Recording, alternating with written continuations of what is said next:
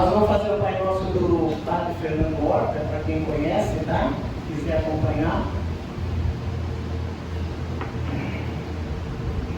Pai Nosso que estás nos céus, na luz dos sóis infinitos, Pai de todos os aflitos, neste mundo de escasseus, santificado, Senhor, seja o teu nome bendito, que em todo o universo exprime ternura, concórdia e amor. Venha ao nosso coração o teu reino de bondade, de luz e de claridade na estrada da redenção. Evita-nos todo mal, dá-nos o pão do caminho, feito do amor do carinho, do pão espiritual. Perdoa-nos, meu Senhor, os débitos tenebrosos, de passados escabrosos, de iniquidade de dor. Auxilia-nos também nos sentimentos cristãos, a amar os nossos irmãos que vivem longe do bem. Com a proteção de Jesus, livra nossa alma do erro, deste mundo de desterro, distante da tua luz.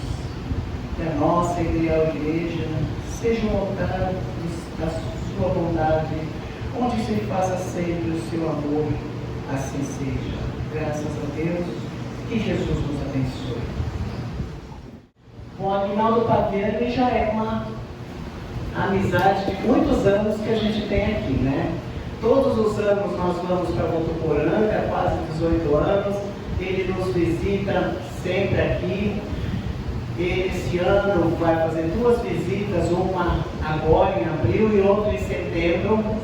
E nós vamos providenciar outras casas para que se alastre esse conhecimento espírita que ele passa, tá bom? Ele é escritor, dirigente do Centro Espírita Casa do Caminho, é terapeuta e acho que um monte de coisa aí. Pai, avô, tio, um monte de coisa, né? Muitas atividades, tá bom? Seja bem-vindo, meu amigo. A casa te recebe aqui com muito carinho. Casa de Damasco, né? Eu falei casa do Damasco. Eu falei casa do Damasco. Vocês compreendem que a idade da frente, a memória já começa a ter algumas falhas, então é compreensível. A casa é Caminho de Damasco, eu sou Aguinaldo Paviani, sou de Votuporanga, né? Mas eu tenho avisado o Claudete, não foi falta de avisar. Eu disse a ela há muitos anos atrás, Claudete, tinta no cabelo, tinta no cabelo, tinta no cabelo, vai ferrar. Ela não acreditou.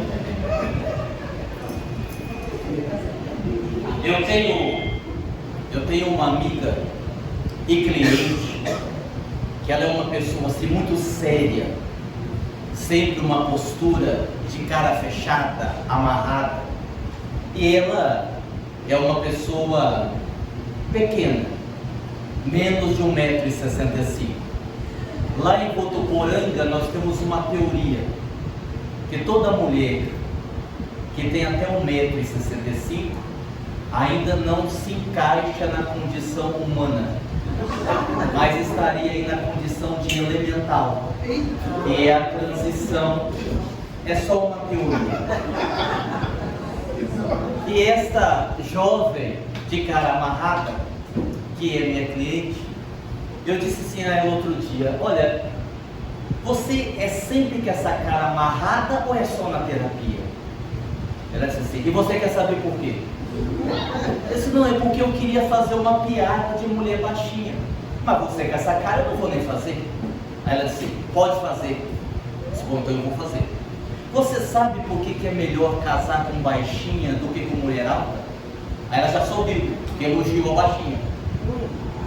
Ela disse: não, por que é melhor casar com baixinha do que com mulher alta? Digo: muito simples, dos males o menor.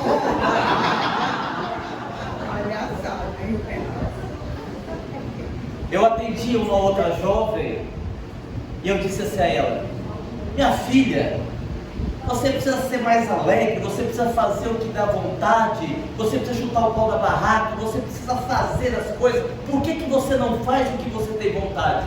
E ela me respondeu: por conta do Código Penal. Isso é uma boa justificativa. Outro dia eu estava indo na casa da minha sogra, mãe da Carla, e eu achei muito interessante, porque tinha um recado assim no muro de uma casa: vende-se massa de tamarim, vende-se juju, vende-se mel. Embaixo, vende-se essa casa. Eu disse: o cara não está vendendo nada, colocou até a casa à venda, não é? E a gente brinca, porque a vida por si só é um desafio constante. Todos nós moramos no planeta Terra, independente se estamos em Votuporanga, na Baixada Santista, em São Paulo, seja onde for, a vida sempre estará nos apresentando lutas acesas. E a gente tem percebido que existe uma energia muito densa, muito pesada nos céus do Brasil em particular. As pessoas estão um tanto que desencantadas, as pessoas estão um tanto que preocupadas, com justa razão. E quando nós brincamos, nós aliviamos. Quando nós sorrimos, nós criamos um psiquismo favorável, inclusive para os benfeitores nos tratarem. Eu estava fazendo um seminário de manhã no Guarujá, e no final um espírito amigo deu uma comunicação, e antes de falar isso ao público, ele me mostrou as pessoas assistindo o seminário, e todas elas estavam sendo tratadas, como todos estão sendo tratados aqui, como acontece de hábito em qualquer reunião, em nome do Cristo. E as pessoas assistindo o seminário, e eu percebia muitas delas com uma energia escura, particularmente no centro coronário e no chakra cardíaco, como se fosse uma poeira, como se fosse uma impregnação. E quando as pessoas sorriam das piadas, elas sorriam, aquela impregnação soltava, como se ela desgrudasse, e os benfeitores recolhiam, tiravam, limpando os principais chakras que nós temos. E aí o espírito, inclusive de um padre, dizia que naquele momento, quando a pessoa sorria, ela soltava aquela fuligem e eles podiam retirar e fazer a limpeza. Então nós somos favoráveis ao aprendizado, nós somos favoráveis ao conteúdo profundo que faz a gente pensar. Mas se nós pudermos juntar tudo isso com um pouco de alegria, vai nos fazer muito bem, mas muito bem mesmo. Então, que Jesus nos abençoe neste seminário, que nós possamos fazer uma boa apresentação e que vocês possam entender, gostar e que possamos voltar para casa não só com conhecimento, mas revitalizados, acreditando, convictos no amor de Jesus pela humanidade, na certeza que o Cristo sempre irá nos amparar. Que assim seja. Nós vamos falar de depressão e das doenças psíquicas de uma forma geral, porém, à luz do Espiritismo. Isso me faz fazer uma abertura com uma reflexão em torno da doutrina espírita. Aproveitando que agora em abril o Livro dos Espíritos está completando 168 anos, a obra basilar da doutrina espírita, nós aproveitamos para ressaltar, nós aproveitamos para enfatizar. O Livro dos Espíritos, escrito em 1857, continua extremamente atual. A obra basilar da doutrina espírita continua sendo um farol a iluminar o nosso caminho. E eu posso provar. Querem ver? Todo mundo já perguntou um dia: será que Deus existe? Será que realmente fomos criados por Deus? O que seria Deus? Pergunta número 1 do Livro dos Espíritos: o que é Deus? Inteligência suprema, causa primária de todas as coisas. Quer dizer que nós não somos obra do acaso, nós não somos o resultado de uma explosão que os cientistas chamaram de Big Bang tão somente, porque Deus, sendo a inteligência suprema, também é o Criador de todas as coisas, inclusive dos seus filhos, que somos nós. Mas tem muita gente que não se convence com essa resposta e vai perguntar: mas como é que nós vamos ter certeza que Deus existe? Os religiosos dizem que Ele existe, mas será que Ele existe? Como é que nós vamos ter certeza? Livro dos Espíritos, pergunta número 4: como podemos provar a existência de Deus? Resposta dos Espíritos: num axioma que aplicais às vossas ciências, observai, todo efeito tem uma causa, o que não tiver como causa o homem, a vossa razão vos responderá. Essa resposta é extraordinária, porque quando os Espíritos dão essa resposta a Kardec, e nós analisamos essa resposta, a dificuldade passa a ser em provar que ele não existe. E não que ele existe, porque a própria lógica nos mostra isso. Quem nunca perguntou: será que o mundo vai acabar? Eu me lembro que quando eu era criança, coisa que não faz muito tempo, os antigos, os meus avós diziam: olha, o mundo vai acabar no ano 2000, porque vocês ouviram isso já? O mundo vai acabar no ano 2000, e ficava aquele negócio assim: ou vai acabar em água, ou vai acabar em fogo, e o meu medo era o mundo acabar e eu não conseguir casar. E eu ficava: meu Deus, o mundo vai acabar e eu não vou conseguir casar. Por via das dúvidas, casei 2 vezes, uma de cada vez, naturalmente, não ao mesmo tempo, para garantir, e o mundo não acabou. Mas Aguinaldo, e se o mundo acabar? Essa é uma preocupação se o meteoro colidir com a Terra? Livro dos Espíritos, pergunta 84, pergunta 84 do Livro dos Espíritos: os Espíritos formam um mundo à parte, além daquele que nós vemos? Sim, eles formam o mundo dos Espíritos, ou das inteligências incorpóreas. Que maravilha! Pergunta 85: qual dos 2 mundos é o mais importante? O mundo material ou o mundo espiritual? Eles estão em constante relação, mas o mundo espiritual é o mundo normal primitivo. O mundo espiritual, ele sobrevive e pré-existe. Isso quer dizer que o mundo dos espíritos é o mundo real. E se nós formos adiante, agora sim, na pergunta 86, poderia, pergunta Kardec, o mundo material deixar de existir ou nunca ter existido sem que isso afetasse o mundo espiritual? Sim, porque os mundos estão... O trem, eu não falei do trem, não falei que aqui passa o trem? É o mesmo trem que passa em Votuporanga, na hora que a gente está fazendo a palestra. Esse passou rápido. Voltando à resposta: sim, porque os mundos estão em constante relação, mas eles são independentes. Mas Aguinaldo, eu ainda tenho dúvidas. Como é que eu faço para ter uma vida bem vivida? Como é que eu faço para não perder a minha reencarnação? Resposta da pergunta 919: conhece-te a ti mesmo. Mas eu não sei como conhecer-me a mim mesmo, como é que eu faço? Resposta da pergunta 919 a Santo Agostinho: fazei como eu fazia quando estava na terra. Toda vez que eu ia dormir, eu passava a minha vida a limpo, o meu dia limpo, e se ali eu encontrasse alguma coisa que contrariasse a lei de Deus, eu procurava mudar no outro dia. Mas Aguinaldo, o que eu quero mesmo é ser feliz, como é que eu faço? Pergunta 920: o homem pode na terra gozar de uma felicidade completa? Não, porque a vida lhe foi dada como prova ou expiação, mas cabe a ele abrandar os seus males e ser tão feliz como se pode ser na terra. Pronto, paramos aqui.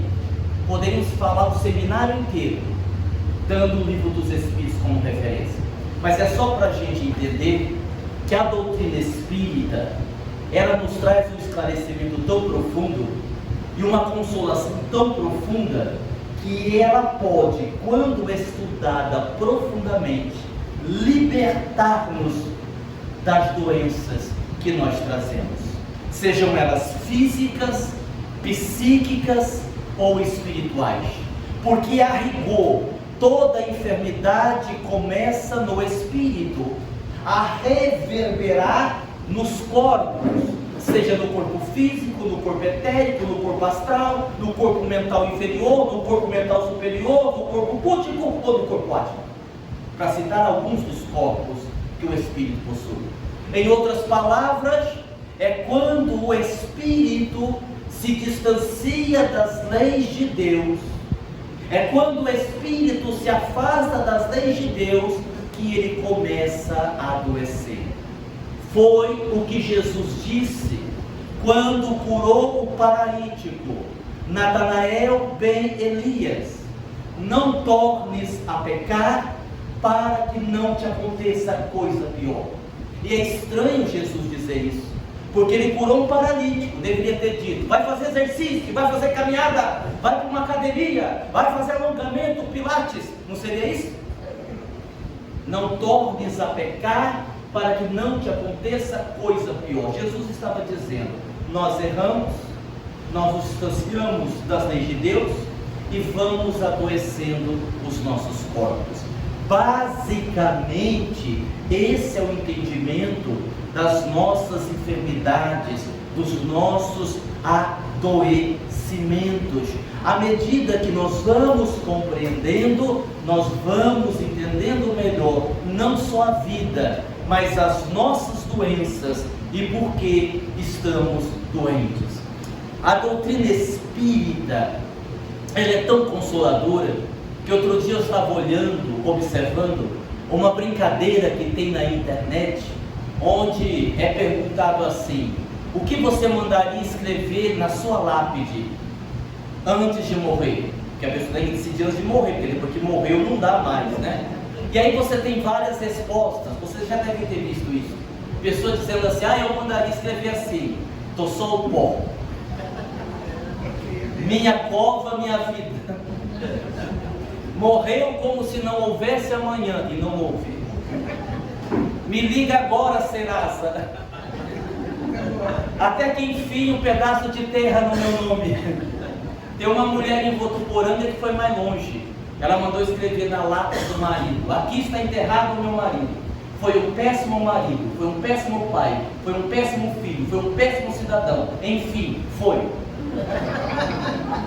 E nesta brincadeira a gente lembra do poeta Mário Quintana, que mandou escrever na sua lápide: eu não estou aqui. Que está em sintonia com a doutrina espírita: eu não estou aqui. E aí eu já aproveito para esclarecer uma dúvida. As nossas doenças psíquicas e físicas, elas ficam no túmulo quando nós desencarnamos, ou elas nos acompanham na vida mais além? O que vocês acham? Peraí. Quem acha que acompanha, erga a mão. Bastante gente. Quem acha que não acompanha, erga a mão. Pouca gente. Eu explicava no seminário de hoje de manhã uma coisa importante. A gente precisa considerar muita coisa que Kardec disse, muita coisa que nós encontramos nas obras básicas da doutrina e dos seus livros complementares, considerarmos a generalidade, considerarmos a subjetividade. Vamos lá, se eu disser assim, preste atenção: o espírito precisa se alimentar, essa afirmação é objetiva ou subjetiva? Ela é objetiva. O espírito precisa se alimentar. O que é subjetivo? Tem espírito que se alimenta de amor, tem espírito que precisa da comida, do alimento, mesmo estando desencarnado. Se eu disser assim: o espírito precisa repousar, isso é subjetivo ou objetivo? Objetivo. Há espíritos que porque é lei da vida, a lei do trabalho, a lei do repouso. Se é lei da vida, se está nas leis morais da vida, é objetivo, não é subjetivo. Há espíritos que bastam 5 minutos fechando os olhos, já se revitalizou. Há outros que dormem no plano espiritual, mais do que dormiam aqui na terra. Há muitos que dormem aqui e continuam dormindo lá. Há muitos que dormem na palestra. Na minha palestra é difícil dormir, porque quando eu vejo que alguém está dormindo, eu estou falando porque Jesus! E aí a pessoa acorda, quase cai da cadeira, não dorme. Eu vejo dormindo, que a pessoa vai, trazendo a reflexão para um aspecto mais sério. Não é isso que André Luiz explica? Que muitas pessoas, ao desencarnarem, como tinham a concepção religiosa que Jesus iria voltar, acabam se encontrando no mundo espiritual milhares de leitos de pessoas, espíritos desencarnados, dormindo. Não há quem acorde. Por quê? Porque alimentaram durante muitos anos a concepção de que Jesus é quem vai voltar, e não vão acordar enquanto Jesus não volte. André Luiz explica sobre isso. Aguinaldo, o que acontece com essas pessoas que estão dormindo? E se elas encarnarem assim? São os que dormem na palestra espírita. Já reencarnou dormindo e continua dormindo aqui, entendeu? Então, considerando essa subjetividade, vamos agora responder a pergunta.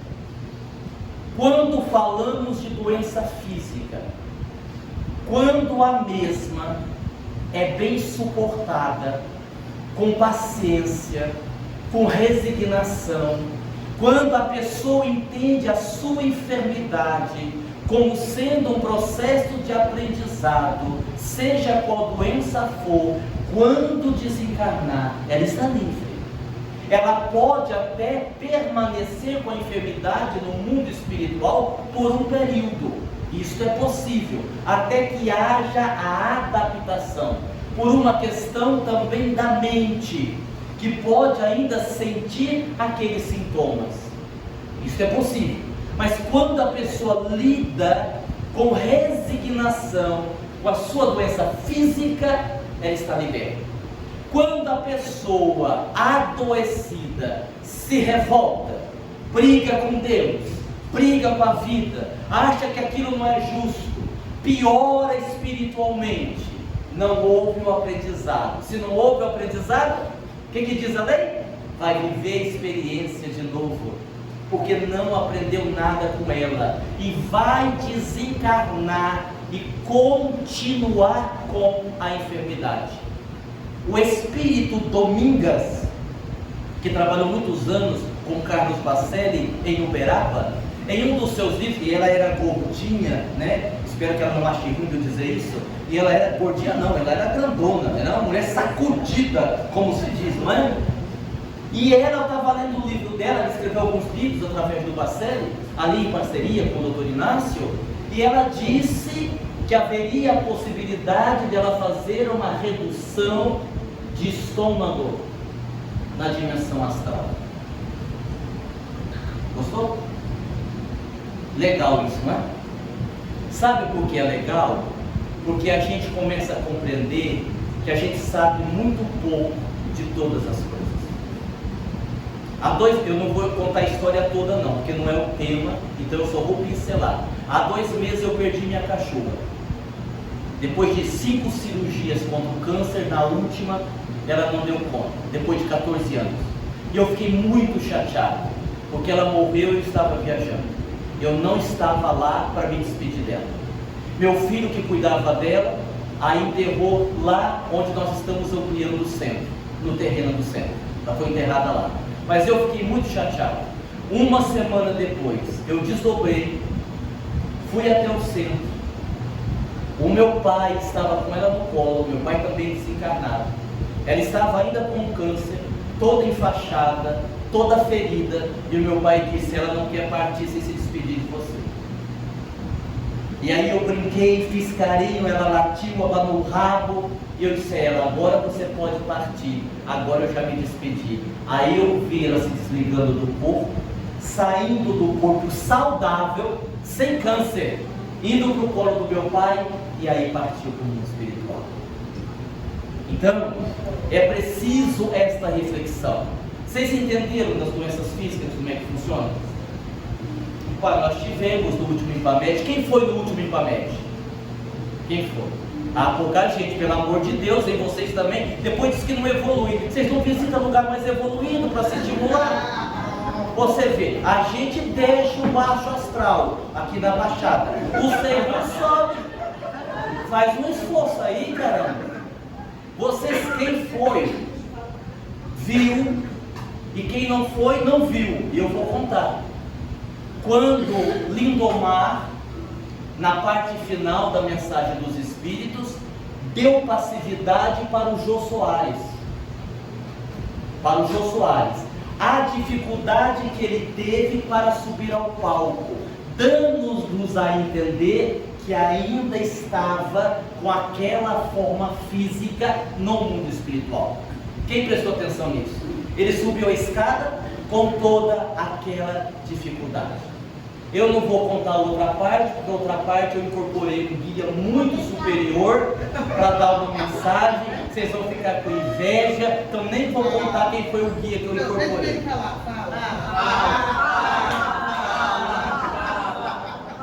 Então eu falo. Eu ia falar, você estava com gracinha. Eu ia falar. Eu dei passividade ao Costinha. Da antiga escola do professor Raimundo, e vocês vão saber quem é, porque a média de idade aqui é acima dos 70, então todo mundo assistiu. Não, com raras exceções, não precisa ficar nervoso, o pessoal leva muito a sério. Eu estava brincando, eu cheguei em Santos e disse assim, olha, quase que eu não venho falar em Santos. Por que, Aguinaldo? Porque eu vi uma estatística agora, recente, que diz que pelo menos 25% das mulheres que moram em Santos tomam remédio para problema mental. Agora você vê, 75% estão aí soltas, sem medicação. E o pessoal fica bravo comigo. E não é pra ficar. Doenças psíquicas, agora apertou. Doença psíquica é assim. Ou você resolve aqui, ou você chega doente do lado de lá. Por quê? Porque você reencarnou para resolver. Você reencarnou para dar um jeito no processo. Então, se você não der um jeito, mas eu tenho depressão. Vou contar uma história para vocês, rapidamente. Eu tinha uma cliente, 75 anos.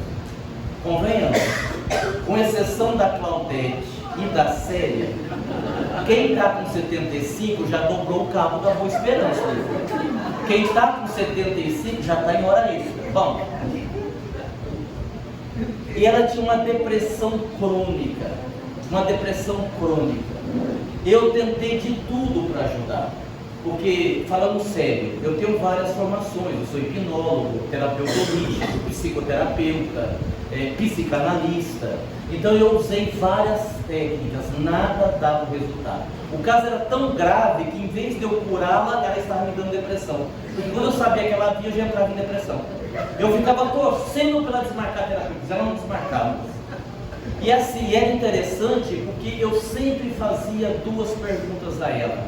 E ela sempre respondia do mesmo jeito. Eu perguntava assim, e aí, minha irmã? E assim, perguntava animado, né? Para ela reagir. E aí, minha irmã, como é que vai? Tudo bem? Mal. Muito mal. Mas a senhora não tem vontade de nada? Tem. De morrer. Chegava a próxima sessão, um dia eu perdi a paciência. Eu vou curar essa mulher. Custe o que custar. Ela chegou, sentou. Falei, minha irmã, hoje nós vamos fazer uma terapia diferente.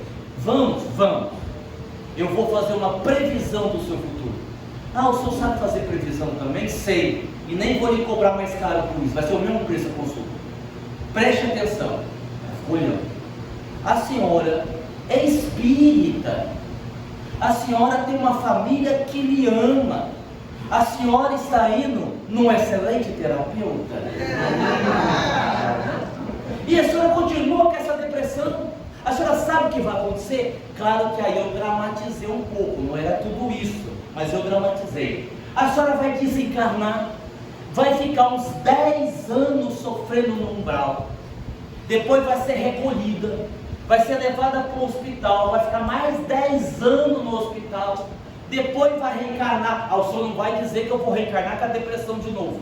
Eu digo, não, pior, só que a depressão não, a senhora vai reencarnar depressiva, careca, cega do olho, manco de uma perna. E eu brinquei, mas eu estava falando sério, porque, preste atenção nisso, toda oportunidade perdida pesa contra você na próxima encarnação. Dona Alzira, que foi uma grande trabalhadora do caminho de Damasco, uma senhora respeitável, com 70 anos, incorporava 10, 15 espíritos numa sessão mediúnica, de grande respeito, de grande moral, desencarnou de uma forma muito triste. Olha como a vida é frágil. Ela escorregou dentro do banheiro, bateu com a cabeça, teve um traumatismo, ficou 3 anos em cima da cama, numa vida vegetativa, e depois desencarnou. E isso porque trabalhou no bem a vida inteira. Imagina se não tivesse trabalhado. Então, quem hoje tem oportunidade de trabalhar, cuidado. Não deixe passar. Não deixe passar, porque isso pode te custar muito caro. Agarre, mas agarre a oportunidade de servir. E se for possível, não vá atrás de cargo. Não queira dirigir nada, não queira mandar em nada. Isso não serve para nada. Ser dirigente espírita é um abacaxi desse tamanho, que é dado para os espíritos mais devedores.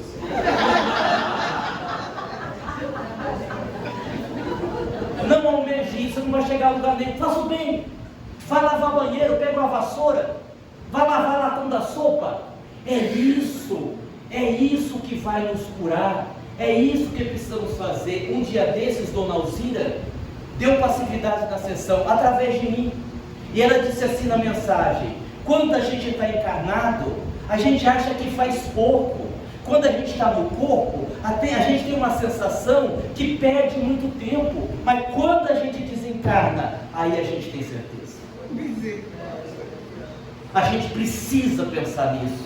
A gente não pode deixar passar. Uma doutrina esclarecedora como essa, libertadora, com tanta coisa para ser feita, num planeta em plena transição planetária. Vocês já imaginaram, quem é dessa casa, vocês já imaginaram que alegria? Passa o tempo, você desencarna, você vai para o mundo espiritual, e um belo dia um benfeitor diz assim: olha, vamos visitar lá a Terra, vamos lá no centro onde você trabalhava em Cubatão. Aí você vem visitar o centro e você vai olhando e vai dizendo: puxa, eu contribuí com isso, nossa, eu trabalhei nessa sessão, puxa, aquela reforma, eu dei um dinheiro para ajudar, nossa, eu fiz parte dessa família, que coisa satisfatória. Vocês já imaginaram o contrário? Puxa, eu poderia ter ajudado mais, nossa, eu poderia ter feito mais. Imagine se você desencarnasse hoje, qual é a sua condição espiritual? Imagine se você deixasse o corpo hoje, como você estaria consciencialmente? A gente precisa fazer essa reflexão. E aí, continuando com o tratamento da nossa irmã, a senhora perdeu a oportunidade, vai reencarnar com muito mais dificuldade, porque é da lei. Por que vocês acham que nós espíritas, apesar do nosso amor pelo Cristo, a gente tem tanta dificuldade para servir? Tem ou não tem? É problema com o marido, aí o marido melhora ou morre, aí é problema com o filho, aí é problema financeiro, aí resolveu, dá dor no pé. Não é assim? Vocês que têm mais de 70 ainda é desse jeito? Passa um gelol, melhorou, dá o padrinho. Faz uma massagem, melhorou, dá o joelho. Pô, a gente não sente, você tem que ir lá ajudar. E a gente diz assim: mas por que tem que ser tão difícil? Eu perguntei para o nordestino uma vez. O nordestino é um espírito que trabalha conosco. Por que tem que ser tão difícil? Ele disse: não é que tem que ser, teve que ser. Vocês perderam tantas oportunidades que o que era fácil ficou difícil. A gente jogou tanta oportunidade fora que agora, para fazer, é com sacrifício. E aí eu disse tudo isso para a mulher e ela foi embora. E aí eu sei que vocês vão perguntar: e aí, Aguinaldo, o que aconteceu? Morreu. Uma semana depois teve um infarto e morreu. Até hoje tem consciência culpada. Se tivesse querendo morrer, não podia falar daquele jeito. Morreu. Deu um infarto fulminante e desencarnou. Depressão é uma doença multifatorial. Isso quer dizer o quê?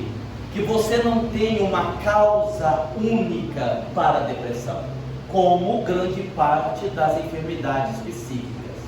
Mas nos nossos estudos, eu leio muito sobre depressão, principalmente a opinião dos espíritos, porque atendo muita gente com depressão, e acreditem, e eu estou dando essa informação por experiência, eu trabalho na área da saúde mental, mas está muito pior do que a gente imagina.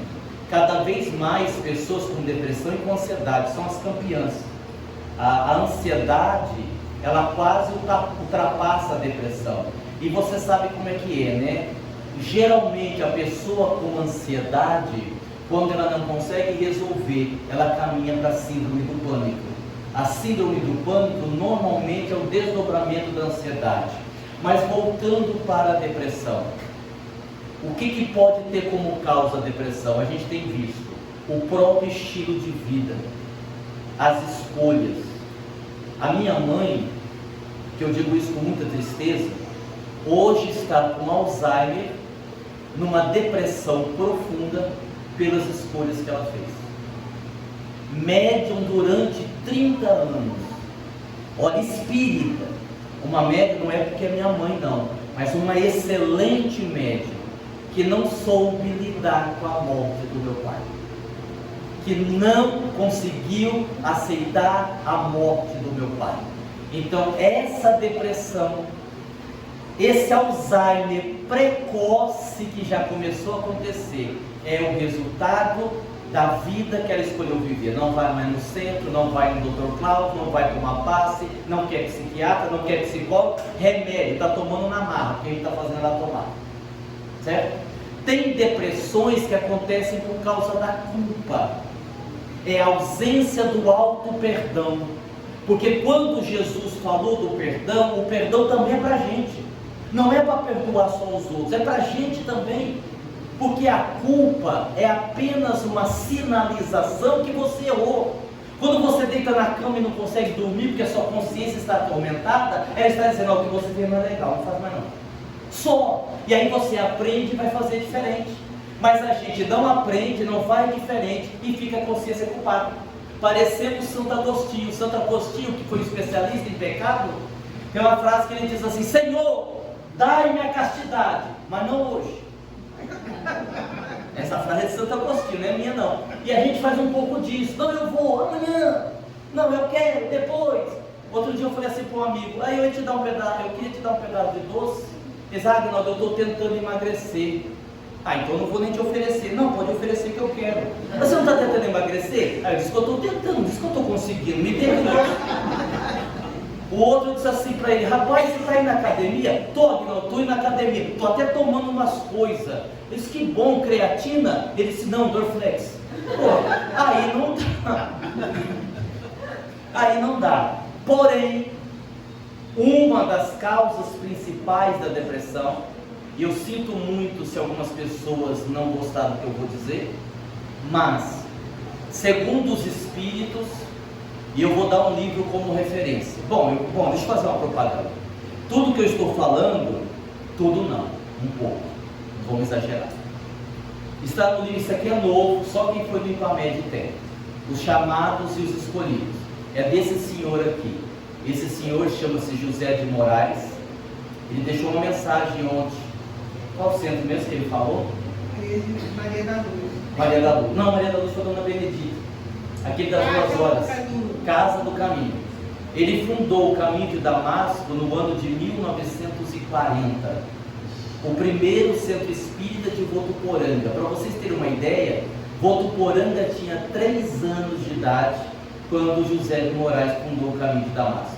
E ele escreveu esse livro aqui, que fala sobre mediunidade, sobre obsessão e sobre saúde psíquica. Por isso que eu estou citando o livro.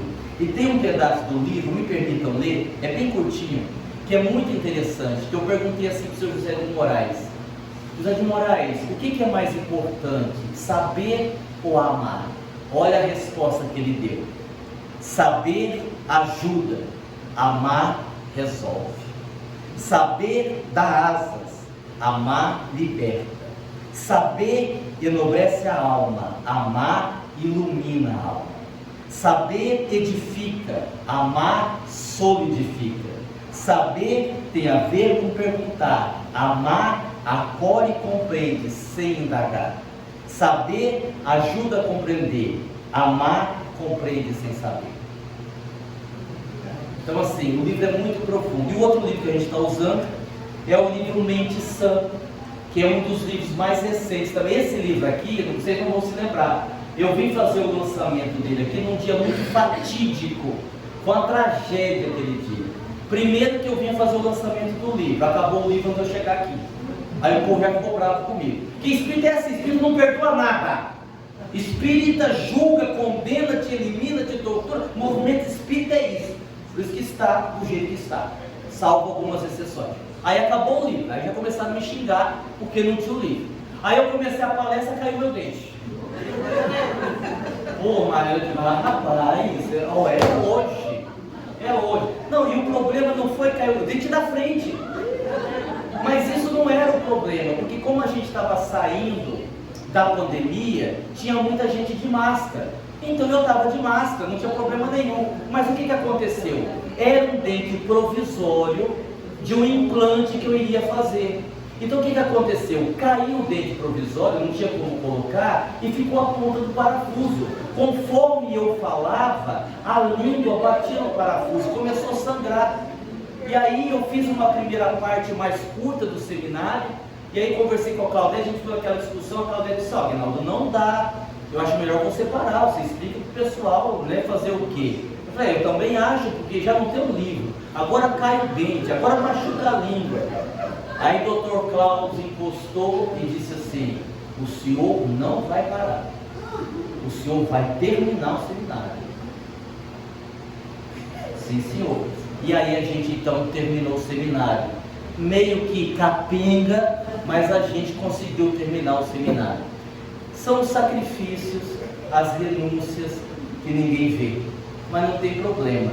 O importante é a nossa consciência estar tranquila. Então, o livro Mente Sã fala também desses assuntos. Mas o livro que eu ia citar para falar da depressão não é meu, é o livro Ícaro Redimido, que é a história de Santos Dumont.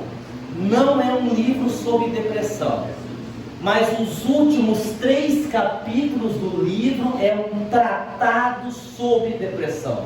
É o livro mais profundo que eu já li sobre as causas da depressão. E você sabe o que diz ali? Que a principal causa de depressão chama-se rebeldia. Toda pessoa depressiva é um espírito rebelde. A depressão é a doença da não aceitação. A depressão é a enfermidade em que a pessoa diz assim, se a vida não é para ser do jeito que Deus quer, eu não vivo. E em protesto a Deus, entra em depressão, desiste de viver. Fora as outras exceções que eu já expliquei aqui, uma culpa, um estilo de vida, mas a causa principal. Aí a pessoa vai dizer assim, mas eu tenho depressão e não sou rebelde. Pode até ser que você não seja hoje, mas você tem a rebeldia, no seu histórico de vida. E às vezes você tem a rebeldia hoje, camuflada. Porque quando a gente fala rebeldia, o que a gente pensa? Pessoa agressiva? Não. Eu vou citar algumas características das pessoas rebeldes. Vai anotando aí se você tem alguma. São disfarces da rebeldia: perfeccionismo, teimosia, indiferença, isolamento, melindre. Quem tem pelo menos 2? Viu? Então é uma doença espiritual. Como é que se cura a depressão? Bom, aí de novo, vamos abordar com cuidado. Se a depressão é uma doença multifatorial, a gente não pode colocar tudo num balaio só. É preciso avaliar quantos anos tem a pessoa. É um jovem que está com depressão, é idoso? Já está tratando com um psiquiatra ou preferiu a terapia? Está tomando passe no centro, por exemplo, Jacó Melo, ele tem um livro que fala sobre a cura da depressão através do passe. O desespero, por quê? Porque principalmente nesse chakra aqui, no esplênico, que fica mais ou menos nessa altura do lado esquerdo, geralmente a pessoa com depressão, ela acumula energia aqui. O chakra é como se fosse um ventilador desse menorzinho, ele gira no sentido horário, ele joga fora as energias ruins e absorve as energias boas. Quando a pessoa está com depressão, ele vai rodando devagar, e o chakra trava. Por isso que pessoas com depressão, quando tomam passo de tratamento, tem que ser expressivo. Olha a importância do conhecimento. Aí tem um monte de gente que critica e não estuda. A pessoa tem depressão, aí vai lá o passista dar um passe concentrador, a pessoa sai com zum. A pessoa está com anemia, dá passo dispersivo, vai desmaiar e não sair na rua. E a pessoa diz, eu fui no centro, tomei um passo e piorei. Piorou mesmo. Por quê? Porque a pessoa que fez tratamento com você não conhece a técnica. Esse passe habitual do salão, não, esse é mais ou menos um passe padrão, né? A gente concentra, dá um dispersivo, depois você vai, normal, esse passe é assim mesmo. Quando estamos falando de passe de tratamento, cirurgia espiritual, é preciso saber como é que se faz. Se você vai dar um passe, começa lá na cabeça, de cima para baixo, senão dá refluxo energético. De cima para baixo, da cabeça para os pés. Vamos imaginar que a pessoa está deitada. A pessoa vem com a mão até na barriga e joga. Até que a barriga e joga, vai tirar o fio da cabeça e vai jogar nas pernas. Aí alguém vai dizer assim, é nada, o que importa é o amor. Para quem pensa assim, vamos imaginar que a Célia vai precisar fazer uma cirurgia do coração. Eu digo assim, Célia, eu tenho o maior prazer em me operar e fazer a cirurgia em você. Porque eu gosto de você é minha amiga. Eu sempre amei a medicina, adoro fazer cirurgia. Nunca tive dinheiro para fazer uma faculdade, então eu não sei operar. Mas eu vou operar você, porque eu gosto muito de medicina. Se eu operaria, é sério. Pois é. Então, não é assim não. Vamos confiar nos espíritos. E a parte que cabe a gente, como é que fica? Deu para entender a parte da depressão? Deu para entender? Eu acho que é importante a gente pensar sobre isso. Vamos mais longe, já vou dar um intervalo, calma, aguenta aí. Então quem quiser adquirir esses 2 livros, tem outros lá, tem um também que é bacana sobre esse assunto, que é o Trevas e Luz, que é um livro que fala sobre as nossas trevas interiores, a nossa luz interior, como já dizia Jung, nós somos um misto de sombra e luz. Muito bem. Para a segunda parte do seminário, quem quiser fazer pergunta eu vou responder. Porque eu trouxe algumas perguntas aqui. Quando a Claudete me falou, eu sou muito cuidadoso em preparar os temas. Quando a Claudete falou que esse era o tema escolhido, eu fiz uma enquete lá no centro. Diga aí, se você fosse participar de um seminário sobre saúde mental, sobre depressão, doença psíquica, à luz do espiritismo, o que você gostaria de perguntar? Eu perguntaria isso, eu fui anotando.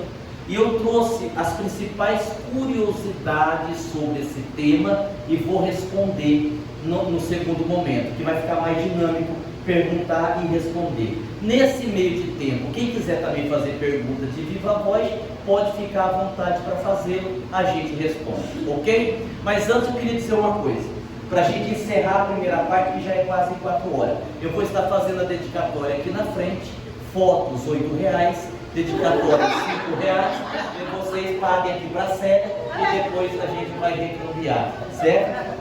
E a gente vai recambiar para a entidade, viu? Para o centro, tá? Rubem Alves, ele tem um texto, e o texto é muito longo, eu não vou falar o texto não, vou na última frase do texto. E é essencial isso que eu vou dizer, para a gente entender as nossas doenças psíquicas. Rubem Alves, ele termina o texto dizendo assim: nós não vemos o que nós vemos, nós vemos o que nós somos.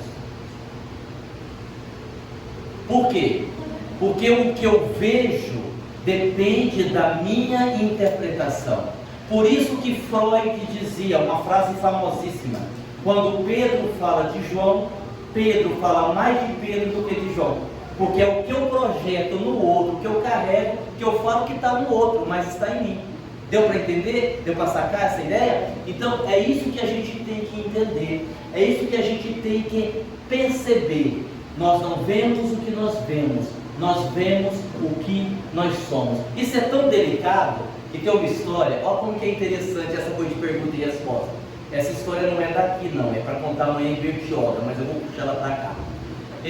Tinha um homem, um rabino, que era professor. Você sabe que rabino tem a barba longa, né? Geralmente todo rabino tem a barba bem longa. E ele era professor. E o aluno chegou para ele e disse: professor, só para você é professor, e para Claudete também. Professor, eu queria lhe fazer uma pergunta. Pois não, aluno, pode perguntar. Não, mas eu estou com medo de fazer a pergunta e o senhor ficar bravo. Não, pode perguntar. Não, professor, mas eu vou perguntar. Não, pergunte, pode perguntar o que você quer saber. Então eu vou perguntar. Pergunte. Professor, o que o senhor faz com a sua barba quando o senhor vai dormir? O senhor joga ela de lado, o senhor joga ela do outro lado, o senhor deixa ela em cima da barriga, e o senhor deixa em cima da barriga e ela não faz cosquinha. O que o senhor faz com a sua barba para dormir? O rabino deu uma gargalhada. Ele disse: ô menina, eu não tenho como responder isso, porque eu deito para dormir, eu vou dormir, eu não fico pensando na minha barba, então não tem como eu te responder. Sorriu e saiu. 2 dias depois o rabino procurou a criança: menino, vem cá, vou lhe dar suspensão. Por que, professor? O que eu fiz? Faz 2 noites que eu não durmo, porque agora eu deito, eu não sei o que eu faço com a minha barba. E aí essa história tem 2 morais. Primeira moral: um problema só é problema quando você vê que é um problema. E segundo, perguntar é muito bom, porque com base na pergunta que você faz para você mesmo ou para outra pessoa, você é obrigado a refletir, você é obrigado a pensar. Na minha clínica eu adoro perguntar para os meus clientes, eu adoro fazer perguntas, e perguntas difíceis. Outro dia eu perguntei assim para uma mulher muito recatada, né? E quando a gente é muito recatado é perigoso. Eu disse assim: quando você pensa em sexo, você só pensa no seu marido? Ela disse: que? Quando você pensa em sexo, você só pensa no seu marido? Aí ela demorou 2 minutos e eu desisti de saber a resposta, porque eu já tinha entendido que ela poderia responder. Entendeu? Isso quer dizer o quê? Isso quer dizer que ela ia pensar a respeito. Isso quer dizer que ela ia pensar a respeito. Se eu não penso só no meu marido, por que será? Meu casamento não está bem? Não há mais desejo sexual? É hora de terminar? É hora de um diálogo? O que é que está acontecendo? Pronto, é isso. E aí então eu vou deixar essa pergunta para o segundo horário. Voltando a Rubem Alves, nós não vemos o que vemos, nós vemos o que somos. O que é que nós somos? O que é que nós somos? Resposta depois do intervalo. Adquiram o livro e tragam aqui para a dedicatória. Vocês, muitos aqui conhecem o Caminho de Damasco e sabem que a gente está tentando ampliar o nosso centro para que a gente possa fazer o IPAMED lá. Eu estava falando do IPAMED aqui com a Célia, no seminário da manhã. É um evento que a gente tem muita consideração pelas pessoas que vão de fora, principalmente com vocês, porque se a gente não servisse refeição no evento, o evento ficaria metade do custo. E aí as pessoas têm coragem de dizer assim: ah, mas vocês fazem o evento pago, não é? A última inscrição do IPAMED do ano passado, a inscrição era R$250. Se você fizer se você conseguir fazer 4 refeições boas por R$250, eu te dou inscrição de graça. Você não paga o evento, você paga a comida. E você quer mais? Nós fizemos IPAMED 17 anos, 15 nós tomamos prejuízo, 2 vezes empatou. Por quê? Qual só o preço do café? Quanto vocês acham que vão custar para o evento, que vai custar para o evento, 4 refeições para 220 pessoas para o IPAMED desse ano? O evento é um evento que fica em torno de 55 a 60 mil reais. Sabe aquele espaço que a gente faz no IPAMED ali? Então só o aluguel daquele lugar é 12 mil reais, os 3 dias. E a pessoa: vocês fazem evento pago, e dá uma vontade de mandar para aquele lugar, porque pô, a gente faz por idealismo, a gente faz por amor à doutrina. E por que vocês servem comida? Imaginem vocês. A Claudete vai para a caravana há muitos anos já, né, Claudete? Muitos anos já. Ó, gente, acabou o evento agora na hora do almoço. Vocês vão almoçar e voltam daqui 1h30. Aí a Claudete vai sair com um ônibus com 60, 70 pessoas, 90, você não deu 90. Achar um restaurante, descer todo mundo comer, voltar para o ônibus, voltou para o evento, é 3 horas da tarde. É ou não é? Aí a gente faz o evento com alimentação ali, a pessoa não tem nem que sair dentro do salão, ela levanta daqui e senta ali, só que isso custa caro. E a gente faz por amor à doutrina. E já aproveito para agradecer o pessoal da Baixada, que por tantos anos tem prestigiado o nosso evento. Esse ano o tema central será mediunidade com alegria e responsabilidade. Esse é o tema deste ano, mediunidade com alegria e responsabilidade. Desde já estão todos convidados. Quem organiza é a nossa querida Claudete, a Célia dá um reforço aqui, quem mora lá do lado da Célia, para ir fazendo contato. Vagas limitadas. O espaço que nós fazemos no IPAMED hoje ele é menor, só cabe 220 pessoas. Então deu 220 pessoas, a gente paga. Esse ano teremos o Roosevelt Thiago, que é um excelente orador. Estou cortando o microfone, quer dizer que é para parar, vocês não sabem. Quando o político está falando, corta o microfone, é para parar. Eu já entendi, desculpa aí, eu já vou parar. Eu também não vou falar mais nada, vamos para o intervalo. Sobrou para ele, tadinho. É aquela pessoa que se tem um exame para fazer na segunda-feira, já não dorme no sábado, não dorme no domingo, não dorme na sexta-feira.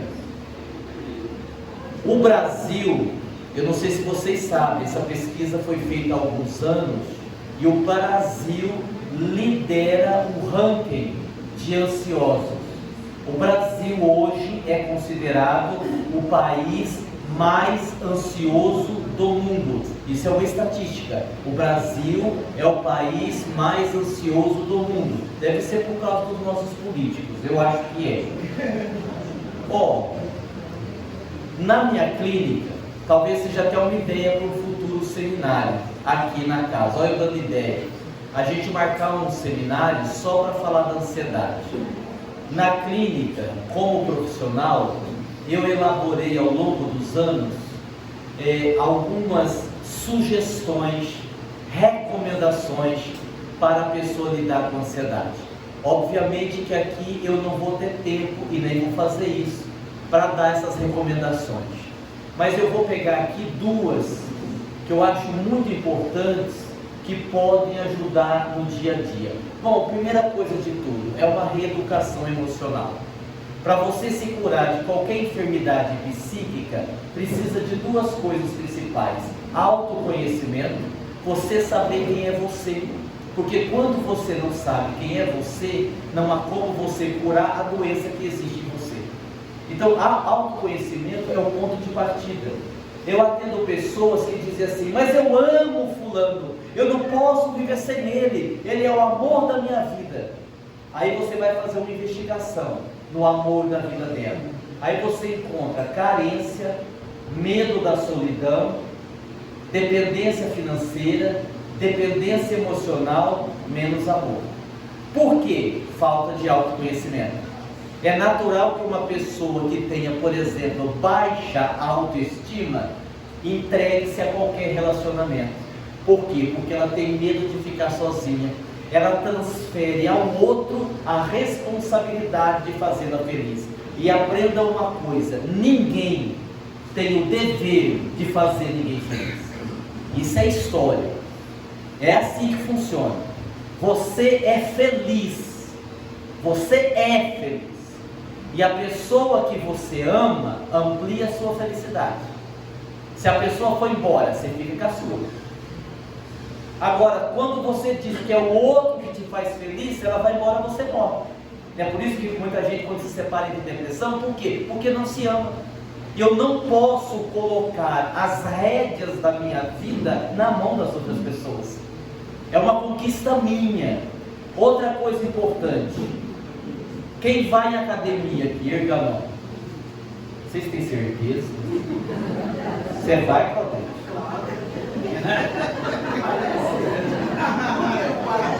Não. É brincadeira. Eu também vou. Eu vou ver as pessoas treinando bom. Hã? Eu vou ver as pessoas treinando bom. Ah, boa. Você só vai lá, dá uma olhadinha e vai embora, né? Você vai na academia. Ó, uma comparação bem singela, mas é importante. Vamos imaginar que você quer perder peso. Ou você já é magro e você quer definir o seu corpo, você quer criar músculo. Tanto faz. O que você tem que fazer? Ir, fazer exercício, repetir o exercício. Estou cansado, tem que ir na academia. Estou com frio, tem que ir na academia. Não estou com vontade, tem que ir na academia. E depois de você ir muito tempo, você começa a conseguir o resultado. É assim ou não é? É. Reeducação emocional é como academia. Eu não consigo hoje, eu não consigo amanhã, eu não consigo depois, eu vou tentando, eu vou fazendo, eu vou exercitando e de repente, o que era muito difícil se torna natural. Então a gente precisa ter esses recursos à nossa disposição. Nós precisamos ter esta coragem de fazer um movimento. Por que eu estou dizendo sugestão? Porque não dá para dar receita. Uma pessoa é diferente da outra. Eu atendo em média 10 clientes por dia, todo dia, com exceção da terça-feira. Porque terça-feira tem o trabalho do Klaus, que o Klaus é um trabalho de cirurgia espiritual. Até falei para a Claudete, cadê a Claudete? A Claudete está aí, que você tinha ido comigo. Falei para a Claudete que eu ia falar um pouquinho do trabalho do Dr. Klaus. O Dr. Klaus faz as cirurgias espirituais de duas formas: online, aí você entra no YouTube, você digita lá Aguinaldo Paviani, é todo domingo 19h30. Todo domingo 19h30. E as cirurgias presenciais, que é toda terça-feira, das 2h30 às 7h30 da noite. Agora, na última terça-feira, acho que ele bateu o recorde, porque passou mais de 350 pessoas. E ele atendeu das 2h30 até as 7h30 da noite. E não é só cirurgia espiritual, trata a personalidade, trata o emocional, trata o espiritual. Para vocês terem uma ideia, o Klaus normalmente, a Aline, que está me ajudando lá fora, que é trabalhadora do centro, que é minha secretária na clínica, ela é médica na nossa casa. O Klaus tem à sua disposição, de terça-feira, 7, 8 médicos. Nesse período, cada médico incorpora uma média de 40 a 50 espíritos. Cada médico. Passa 300 pessoas, 200 pessoas, todo mundo tem um obsessor. Só que é uma doutrinação rápida, não é como uma sessão mediúnica, que é um diálogo mais lento. Não, é assim, é 2, 3 minutos, é doutrinação rápida, mas em média 50 espíritos cada médium, toda terça-feira. No domingo, nós temos 3 atividades. No domingo, para ver como servir Jesus não é fácil. A gente tem o nosso trabalho social no domingo de manhã, que é onde a gente serve o almoço para as famílias carentes. São 300 marmitex todo domingo de manhã. Aí às 19h30 a gente tem a live. E às 8h30, quando acaba a live, tem a sessão mediúnica para quem estava acompanhando a live, que é quando os benfeitores fazem um apanhado dos espíritos que precisam e levam para o centro. Os médicos estão à disposição e termina a sessão no domingo, mais ou menos 9h30 da noite. E aí nós temos atividade na quinta, nós temos atividade na quarta, nós temos atividade todos os dias, né? E agora vamos voltar ao que eu estava falando. Eu não atendo na terça-feira, porque como o trabalho do Klaus é muito desgastante, eu meio que na parte da manhã fico mais reservado, dou uma descansada, porque ele incorpora 2h30 e só desincorpora 19h30. Quando eu estou muito apertado, eu digo, pelo amor de Deus, não faça que eu preciso ir no banheiro. Aí eu corro no banheiro, volto e o trabalho continua. Então eu atendo segunda, quarta, quinta, sexta, sábado, e quando não estou viajando, domingo, 10 clientes por dia. Então a gente percebe que as pessoas, um dos motivos das pessoas estarem tão doentes é justamente a falta de autoconhecimento e a falta de reeducação emocional, tá certo? Então assim, para quem é ansioso, vou dar 2 dicas. Abra uma gaveta de cada vez. Imagine que você tem um armário na sua casa de gavetas, que você guarda a sua roupa. Você precisa de uma camiseta. Não faz sentido você abrir todas as gavetas, faz? Você abre a gaveta que está a camiseta, pega a camiseta e também não vai deixar a gaveta aberta. Você fecha a gaveta, não é isso? Não é assim que a gente faz? Muito bem. Vocês nunca mais vão esquecer esse exemplo. Olha o que a gente faz. Você levantou de manhã, está lá lavando o rosto, escovando o dente, nem tomou café ainda. E você se lembra assim, hoje eu vou conversar com meu marido. Aquele negócio que ele falou não vai ficar assim, porque ele me ofendeu, eu vou conversar com ele. Poxa, tem que conversar com o meu vizinho todo dia, deixa um carro na porta da minha garagem. Será que ele não vê que é garagem? Nossa, hoje no meu trabalho vai ser difícil, tenho certeza que o meu chefe vai chamar a atenção. Você ainda não tomou café, você já fez o quê? Abriu 3 gavetas. Até a hora do almoço você abriu umas 20. Não tem como, vai chegar no final da tarde, você vai estar estressado, cansado, como se um caminhão tivesse passado em cima de você. Aí você vai dizer assim, mas eu nem trabalhei tanto, por que eu estou tão cansado? O estresse que você acumulou de abrir várias gavetas. Não é ignorar os problemas, não é isso. Mas você precisa ser coerente. Qual é a primeira pessoa que você vai ver quando sair do banheiro? Meu marido, abra essa gaveta. Converse com o seu marido, discuta, resolva. O seu vizinho, você vai ver no final do dia. Não abra essa gaveta agora.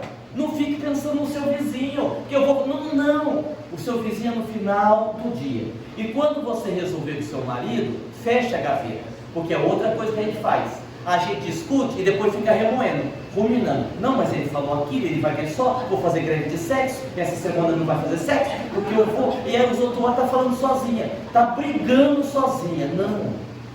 Conversou, resolveu, fecha a gaveta. Abra a gaveta do seu chefe quando você chegar lá. Se você conseguir fazer isso, vai diminuir o seu estresse, vai diminuir a sua ansiedade. Outra sugestão, essa é muito, muito importante. Eu ensinei uma pessoa a fazer isso, ele é meu cliente, tem ansiedade. Não, eu vou dar 3, eu ia dar só 2, eu vou dar 3, porque essa aqui também é muito importante. Respiração. O que é ansiedade? Quando você está, quem já teve crise de ansiedade aqui, erga a mão. É bastante gente. Pois eu dou o número da clínica, vocês ligam lá. Não liga não, que não tem vaga. Pelo amor de Deus, ela nem me mata. Não deu, eu estou brincando. Respiração. O que a ansiedade provoca? Sudorese, taquicardia, não é assim? Algumas pessoas têm tremor, beleza. Mas tudo começa na respiração. A parte inicial da crise da ansiedade, a gente começa assim, respiração ofegante. A sensação que você tem é que está faltando oxigênio, é isso? O que não é verdade, está sobrando. Como você tem uma respiração muito rápida, você acumula oxigênio no pulmão e solta pouco. Você vai guardando oxigênio, você não consegue respirar. O seu cérebro interpreta essa respiração ofegante como sinal de perigo. Aí ele libera uma descarga de adrenalina. Aí você tem a crise de ansiedade. Depois que você tiver a crise, não tem mais jeito. Aí já foi. Se na hora que você perceber que vai ter a crise, você para e faz uma respiração 3x6. Por que 3x6? Porque observe, você está segurando oxigênio no pulmão. Então você faz assim, você inspira com mais ou menos, não precisa ser exato, mais ou menos até 3.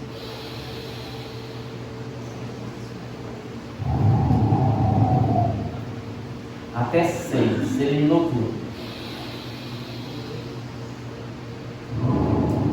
Se você fizer isso 5, 6 vezes, você regula a respiração. Não vai a mensagem para o cérebro, você não tem a crise de ansiedade. Simples assim. Você nem tem terapeuta para fazer isso. Não, mas eu não vou conseguir. Não vai mesmo, é verdade. Você não vai conseguir. O que eu faço? Você treina. Quando você não tiver crise de ansiedade, você fica respirando. Levanta mais cedo.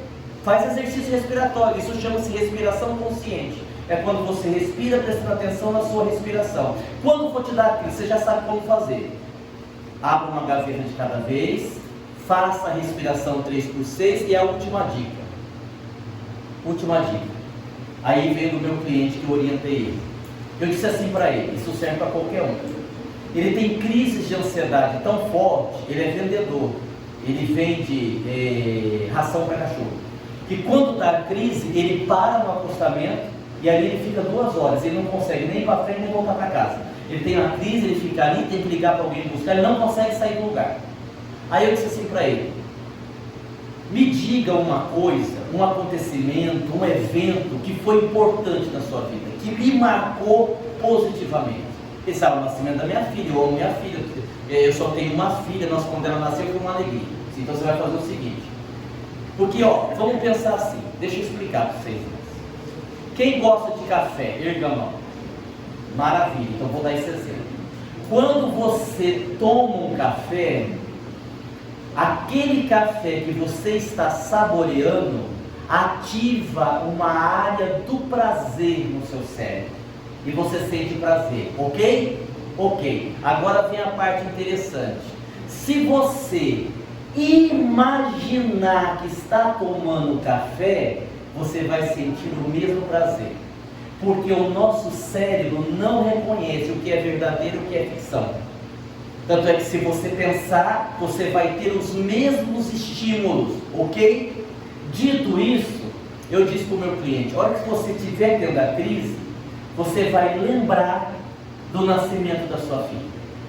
Você vai tentar localizar a emoção que você sentiu. Você chorou, você sorriu, você pegou ela no colo, você fez um carinho, você abraçou sua esposa. Você pensa e tenta sentir a emoção que você sentiu naquele momento. Aí vem uma lei da física. Aí é a lei da física. Dois objetos não podem ocupar, assim que fala sempre, dois objetos não podem ocupar o mesmo lugar ao mesmo tempo. Pronto, quando você sentir aquela emoção de alegria, você desloca a ansiedade. A minha filha, aí você pode lembrar de um aniversário, do seu casamento, não, é momento alegre. Algum momento alegre, pronto. Que aí você vai deslocar. Deu para entender? Divaldo Franco, se você achar isso muito difícil, você tem outro exercício. Por exemplo, vou dar um exemplo de Divaldo Franco que eu conheço. Tem muita gente que faz isso. Se você colocar lá na internet visualizações terapêuticas, você vai encontrar um monte de vídeo do Divaldo, aquelas imagens bonitas, e você vai fazendo a visualização. Você vai visualizando um riacho, uma situação benéfica. Então isso é interessantíssimo. Eu já fiz. Por exemplo, eu quando estou muito agitado, quase sempre, por causa dos meus compromissos, a minha infância foi muito boa. Eu vivi na chácara dos meus avós, aquela infância saudável que muitos de nós tivemos, não é?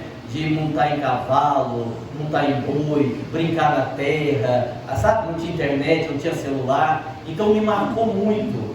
Então toda vez que eu fecho os olhos e começo a lembrar daqueles momentos, jogando bola na chuva, a ansiedade vai diminuindo, vai diminuindo, vai diminuindo, eu fico bem. Claro que aí, se você tomar um passe, ajuda. Se você... Porque aí eu vou responder uma outra pergunta, que seria a última, mas eu já vou responder ela porque eu estou no assunto. A pessoa pergunta assim, qual terapia é melhor?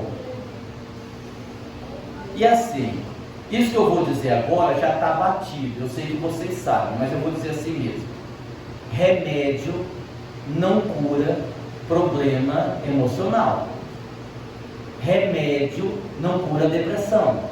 Remédio não cura ansiedade. Ah, você está dizendo que não é para a gente tomar? Não, querido, não estou dizendo isso não. Eu estou dizendo que a medicação, em muitos casos, é inclusive necessária. Que o psiquiatra, em alguns casos, é inclusive necessário. Eu estou dizendo que o psiquiatra, que o remédio vai gerar um bem-estar, vai amenizar os impactos do teu problema psíquico, porém, é a mudança interior, a mudança de estilo de vida, o autoconhecimento, a reeducação emocional que vai de fato curar você. Porque vamos pensar, você tem uma dor de dente em pleno domingo. Se você não tiver nenhum amigo que é dentista, não tem como você resolver o problema, ok? O que você vai fazer? Você vai tomar um remédio para dor. Vai melhorar? Vai, daí 10 minutos melhorou. Aí você diz assim, resolvi o problema do meu dente. Não, você não resolveu. Por um período, enquanto o remédio estiver fazendo efeito, seu dente não vai doer. Depois desse tempo vai voltar a doer. Por quê? Porque você tem do dentista. É a mesma coisa que o remédio faz para transtornos psíquicos. Ele alivia, mas você tem que buscar a cura. E qual tipo de terapia é melhor? Aquela que você identificar. Existe hoje, graças a Deus, muitas terapias boas, a começar da própria psicologia. Nós temos hoje no Brasil excelentes psicólogos, mas também excelentes psicanalistas, excelentes terapeutas holísticos, excelentes psicoterapeutas e tantas outras terapias que existem, algumas mais espiritual, outras mais comportamental, aquela que você se identificar. E eu vou dizer mais uma coisa, vou voltar para a depressão. Tem um remédio, para além da terapia, para além do remédio, para além de tomar passe, tem um remédio: fazer o bem. Fazer o bem.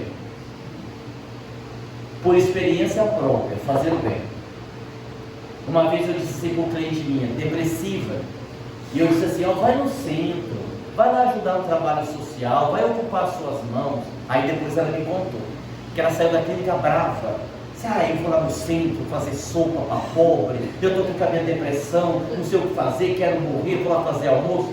Aí ela pensou assim: mas se eu não for, não vai perguntar, você foi? Eu vou ter que dizer que não fui e vou ter que inventar uma mentira. Como eu não gosto de mentir, eu vou ir e não me perguntar depois. Ela foi. E chegou lá e todo mundo sabe como é que é esse serviço, né? E descasca a cebola daqui, descasca a cebola, batata de lá, e faz isso, e faz aquilo, e corre. E ela ficou ali distribuindo a marmitex. Chegou um senhor que tinha uma ferida na perna, ela sentiu muita dor dele, porque ele estava esperando uma consulta fazia 6 meses. Chegou uma senhora para buscar comida e disse que era a primeira refeição em 2 dias, que ela não tinha comido nada. Chegou uma criança doente, ela foi se envolvendo. 1h terminou o trabalho. Quando terminou, ela disse assim para ela mesma: nossa, cadê minha depressão? Ela não estava curada, mas naquelas horas que ela ficou ajudando, ela ficou sem depressão. Principalmente se for uma depressão por causa de rebeldia. A gente bota o olho muito no nosso umbigo, como se o nosso problema fosse o maior de todos. Quando você vai fazer o bem, você esquece um pouco de si e passa a pensar nos outros. O seu problema diminui. Eu dizia numa palestra ontem à noite, como é fácil fazer as pessoas felizes. Eu vi uma história, ainda essa semana, de uma jovem americana que perdeu o seu pai por uma doença grave. O pai morreu, e aí aquela coisa, venderam as coisas do pai, doaram outras, mas ela não conseguia lidar com o luto, ela não conseguia. E ela, claro, tinha um número antigo do celular do seu pai, ela resolveu agir como se ele estivesse vivo. Ele começou a mandar mensagem para ele: pai, bom dia, tudo bem? Pai, boa noite, eu vou dormir. Pai, eu arrumei um namorado. Ela ficou mandando mensagem para o suposto pai, no celular do pai, 1 ano. Depois de 1 ano, o pai começou a responder: oi filha, tudo bem? Que bom, filha, que você está bem. E ela mandava, o pai respondia. Depois de 2 anos, a pessoa do outro lado se identificou e disse: olha, você já deve saber, mas eu não sou seu pai. É que há algum tempo atrás, eu perdi minha filha de 23 anos num acidente de carro. E eu tinha certeza que eu não ia suportar a dor. Eu estava à beira do suicídio. Quando você me mandou a mensagem: oi pai, eu comprei o celular antigo do seu pai, o número do celular do seu pai, eu comprei. E você mandou: oi pai. E eu estava tão arrasado que a minha filha tinha morrido, que resolvi responder: oi filha, tudo bem? E nesses anos todos, eu fiz como se estivesse conversando com a minha filha. E eu quero dizer que é como se você fosse minha filha. E eles marcaram o encontro e se tornaram grandes amigos, pai e filho. Como é fácil fazer os outros felizes. Olha, não tenha dúvida. Não precisa ir longe. Vou perguntar, seja honesto. Quando você vem no centro trabalhar, você não está bem, brigou em casa, você está com dor de cabeça, o filho está dando trabalho, você vem fazer um trabalho no centro, social principalmente. Você sai do mesmo jeito? Não sai. É ou não é? Não sai, a gente sai melhor, a gente sai diferente, a gente sai de outro jeito. É uma prova que vale a pena. Vou dizer mais, a gente é meio maluco. Vocês sabem por que a gente é espírita? Porque nós somos espíritos tão rebeldes que só o espiritismo vai dar conta da gente. Se a gente tivesse em qualquer outra religião, estaria enganando os outros. Certo? E como o espiritismo já está difícil. Você já pensou se a gente não acreditasse em Deus? Não é verdade? Quanta luta, e quando você toma contato com a dor alheia, você percebe que tem gente, e muita gente, que sofre muito mais do que você. Muito mais do que você. Eu atendi uma moça outro dia, até brinquei com ela. Ela tem 25 anos.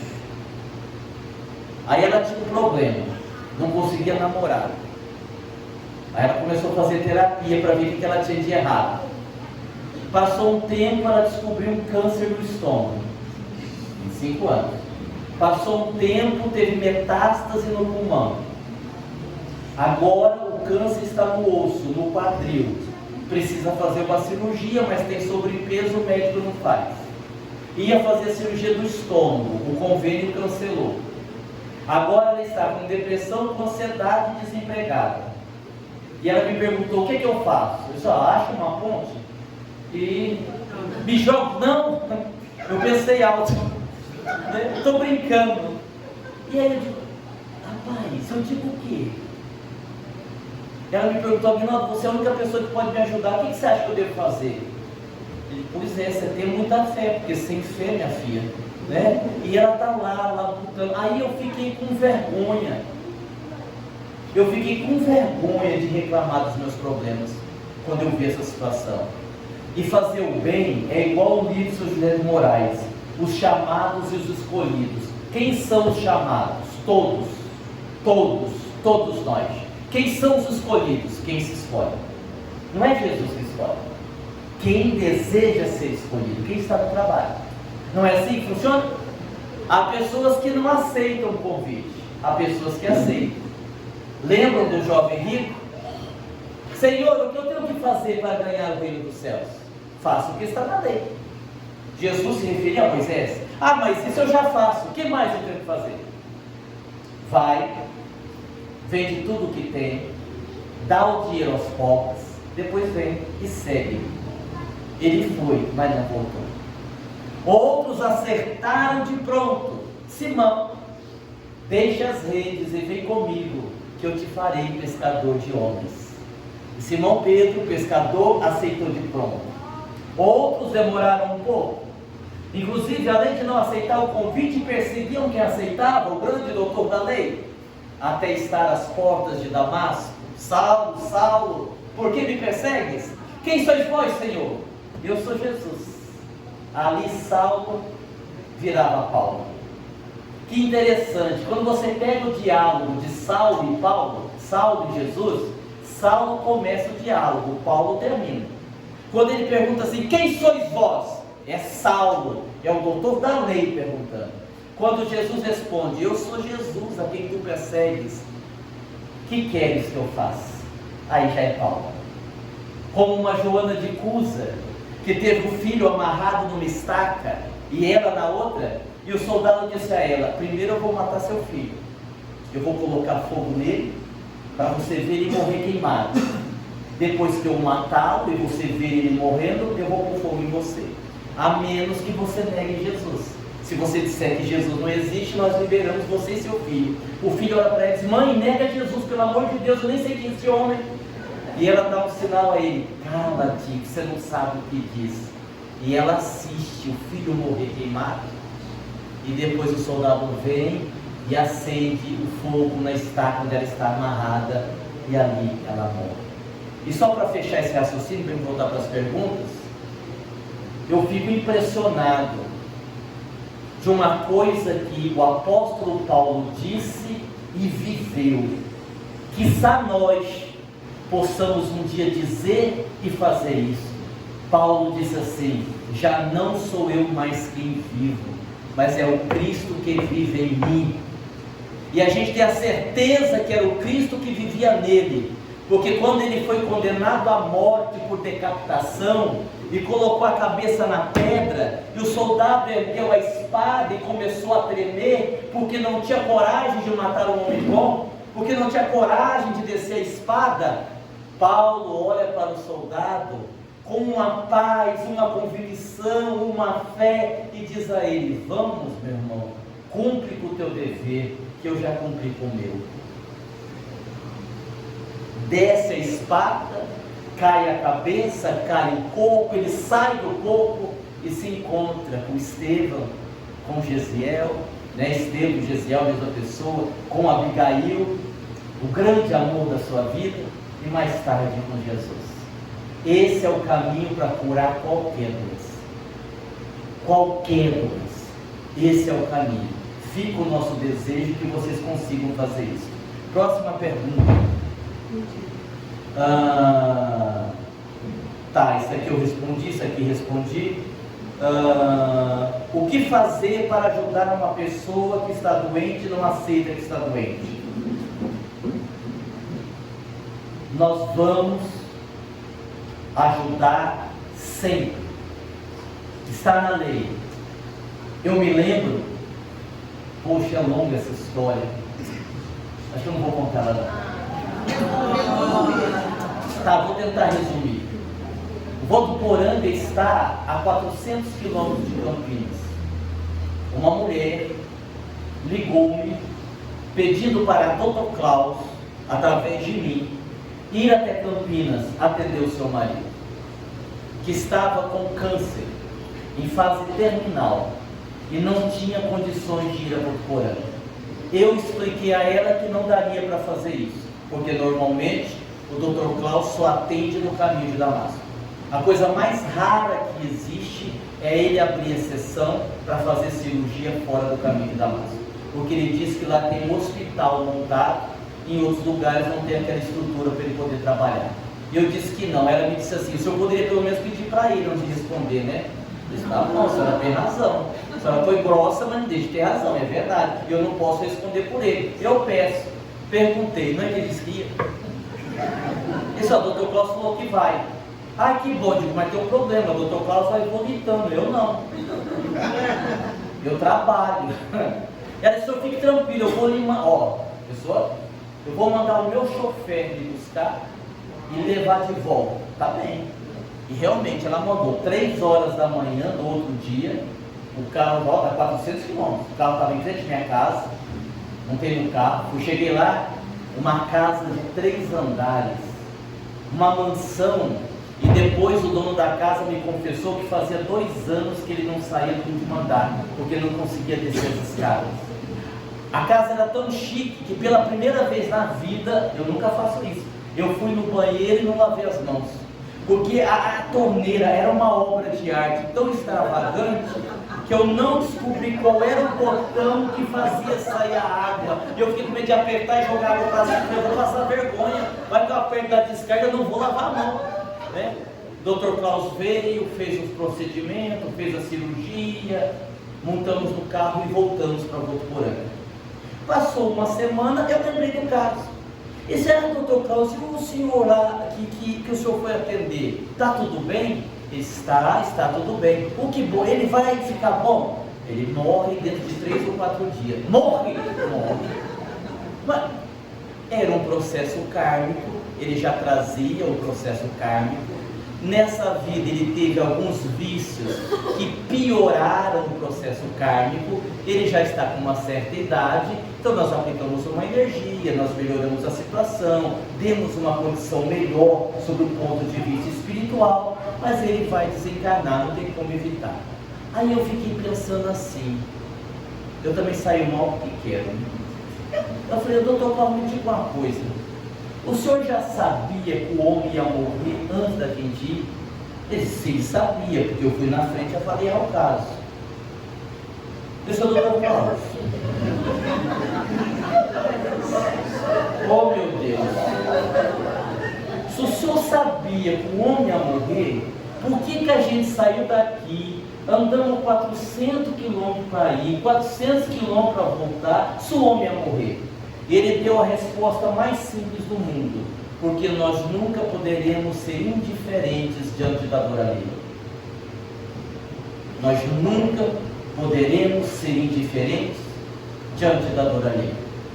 Se for um filho, se for alguém da família, mais ainda. Mas, anotem aí, nós não podemos salvar as pessoas que nós amamos. Desista disso. Se for criança, você pega na marra e leva no médico. Se não quiser tomar o remédio, você abre a boca e enfia a colher na goela, como os antigos faziam.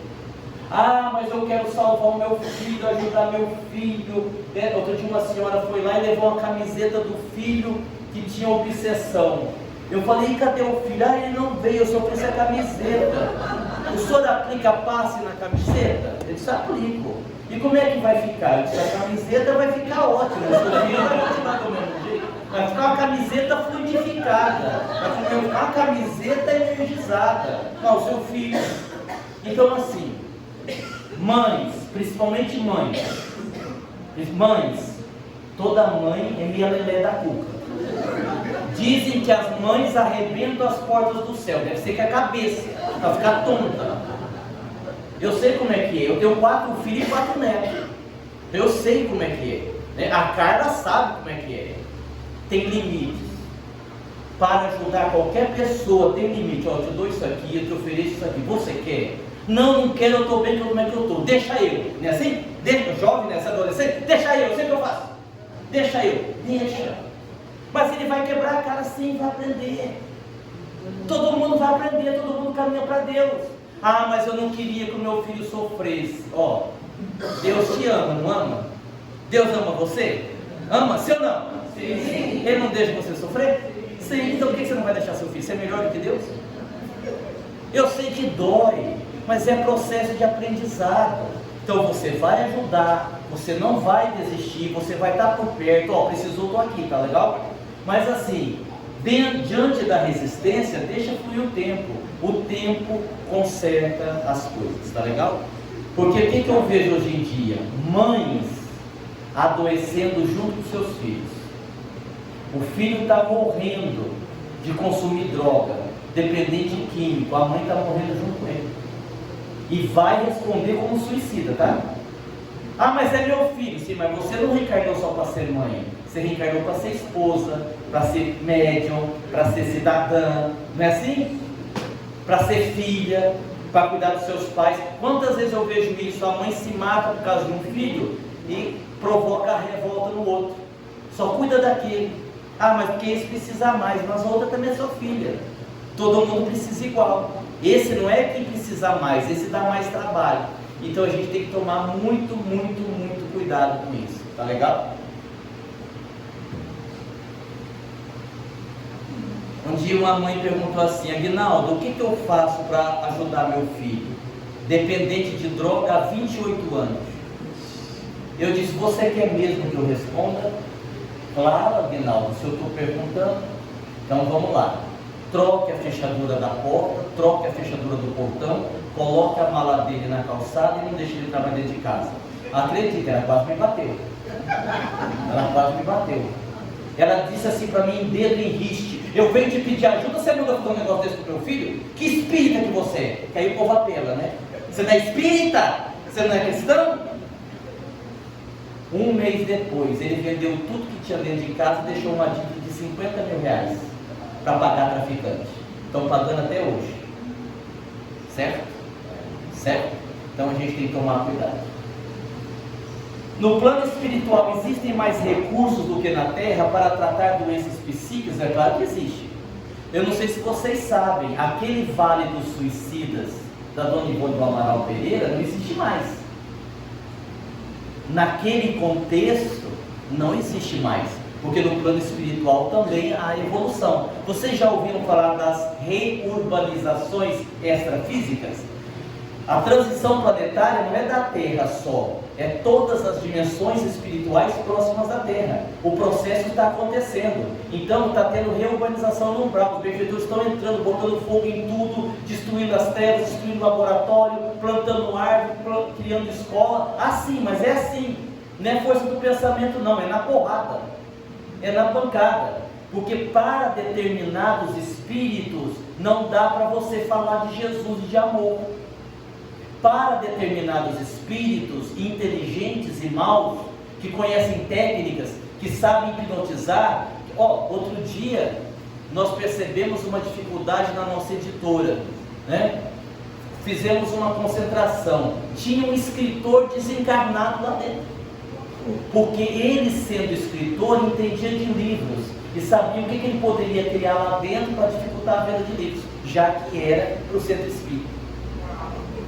Existem muitos psicólogos desencarnados a serviço das trevas, que não adianta você falar de Jesus. Existe um obsessor que conhece o Evangelho de ponta a ponta. Se você for discutir o Evangelho com ele, ele te dá uma lição.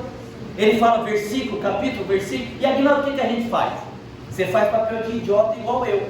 Eu estava uma vez discutindo com um espírito. Vocês já ouviram falar de mago negro? Já? Então tá bom, porque eu também não vou explicar o que é. Pensa no espírito inteligente. Eu comecei a debater com ele, agora vem a receita. E eu comecei a debater com ele, doutrinar, e o cara era inteligente.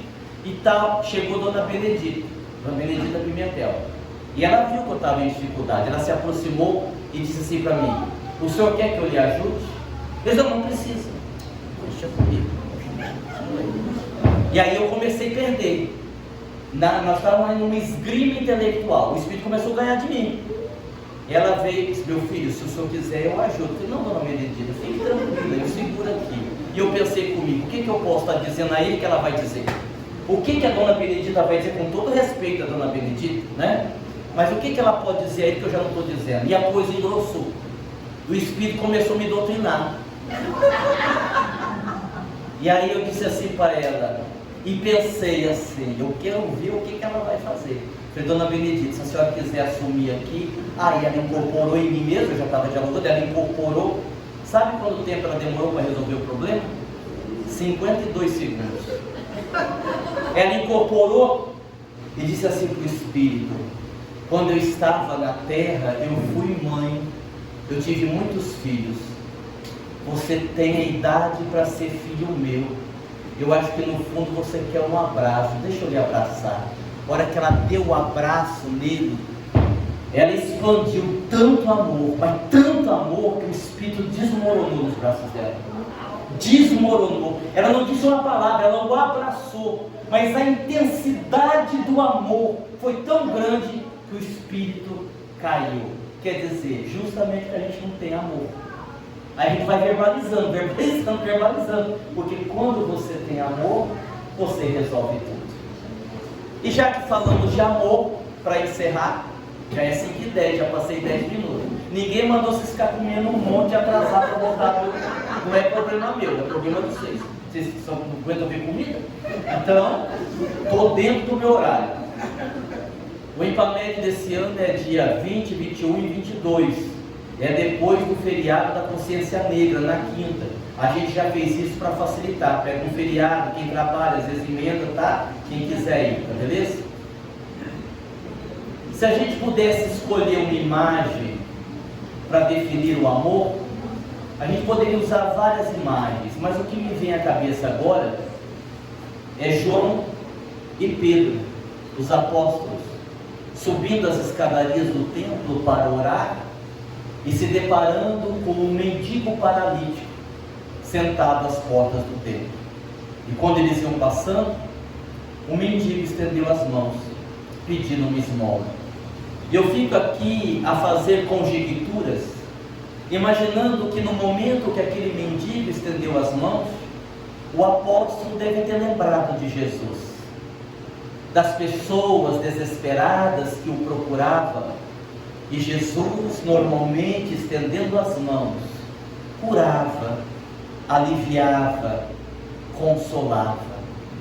Então o apóstolo olha para aquele mendigo paralítico e diz uma frase que ficaria muito conhecida para nós os cristãos: nem ouro, nem prata eu tenho para te dar, mas o que eu tenho eu te dou. Levanta e anda. E o paralítico ficou de pé. O que ele deu? Amor. Que possamos oferecer amor. Muita paz e muito obrigado.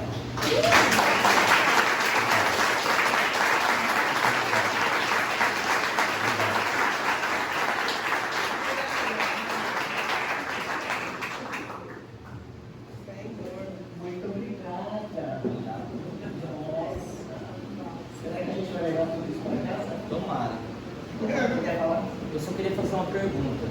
Você mudou a tinta do cabelo? Senhora, ainda não consegui pintar o olho para mim hoje. Triste por causa disso. Esse trabalho de hoje dedicamos a Jesus, que Ele nos dê força, coragem, esperança, como Ele sempre deu. Que a gente possa ter sempre a certeza de que Ele é o caminho, a verdade e a vida e que Ele nunca nos abandonou. Esses encontros espíritas que a gente faz fortalece o amor, a amizade, a esperança. A gente sempre retorna aos nossos lares numa condição mais leve, perdoando mais, abraçando mais e amando mais. A gente agradece a presença de todos, até segunda-feira, e que Jesus, no seu infinito amor, nos permita estarmos sempre juntos. Eu espero que muitos anos, né? Vocês olham para minha cara, se der copo lá muitos anos. Mas, ó, eu vou insistir. Ó, eu insisto, tá bom, gente? Mas todos aqui estão preparados para seguir o caminho, fazer tudo o que tem que fazer por essa casa. Aguinaldo, muito obrigada pela paciência, pelo carinho, obrigada por tudo. Retornaremos. Depois, quando ele abrir o Intamed, eu divulgo para vocês. É um trabalho muito bonito, mas não é porque é bonito de bonito.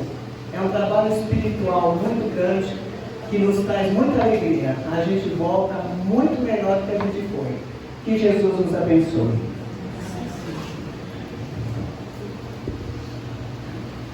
Querida Mãe Santíssima, neste momento em que a Senhora abraça a todos nós, junto ao seu Filho querido, agradecemos a Deus a bênção da reencarnação, a bênção das oportunidades, e que possamos ter sempre a força e a coragem de não perdermos nenhuma chance de evoluir no Espírito.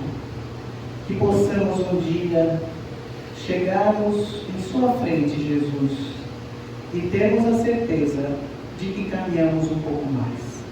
Obrigado, querida Mãe, que Jesus nos abençoe. Ave Maria, cheia de graça, o Senhor é convosco. Bendita sois vós entre as mulheres, bendito é o fruto do vosso ventre, Jesus. Santa Maria, Mãe de Jesus, rogai por nós, os pecadores, agora e na hora de nossa passagem terrena, que assim seja. Graças a Deus, que Jesus nos abençoe. Tem mais lanche lá, fiquem à vontade, e até segunda-feira, se Deus quiser. E Ele quer, beleza? Boa viagem para vocês. Ainda tem um dia amanhã.